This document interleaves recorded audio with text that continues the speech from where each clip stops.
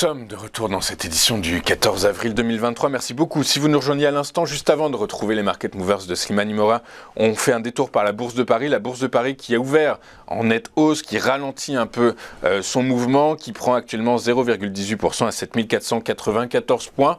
Les investisseurs prudents avant la publication, l'ouverture de la saison des résultats du T1 2023 qui s'ouvre aux États-Unis cet après-midi avec la publication des principales banques américaines. Voilà, dans cet environnement, quelles sont les valeurs qu'il faut avoir ou non en son portefeuille? Et bien, pour répondre à cette question, j'ai le plaisir d'être accompagné comme tous les vendredis matins par Slimane Imora. Bonjour Slimane.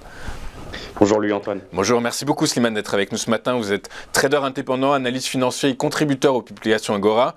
On va commencer vos Market Movers avec le titre d'Air France. Le titre d'Air France qui semble retrouver un peu l'intérêt des investisseurs, Slimane.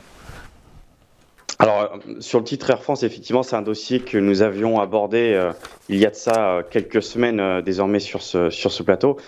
Bon, on a atteint un objectif technique désormais à 1,9 €. On voit que malgré ça, une fois cet objectif atteint, donc c'était finalement le report du range, et bien finalement le dossier n'a pas tenu. On reste désormais dans cette tendance relativement neutre sur le dossier.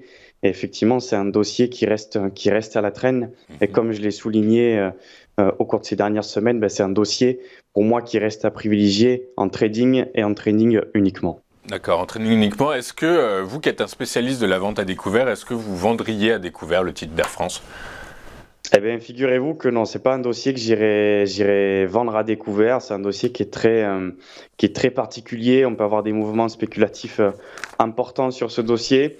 J'estime que le risk-reward qu'on pourrait avoir sur ce type de dossier n'est pas forcément assez intéressant pour s'y positionner. D'accord, très clair. En parlant de vente à découvert, on va en parler juste après. J'ai un dossier qui pourrait m'intéresser.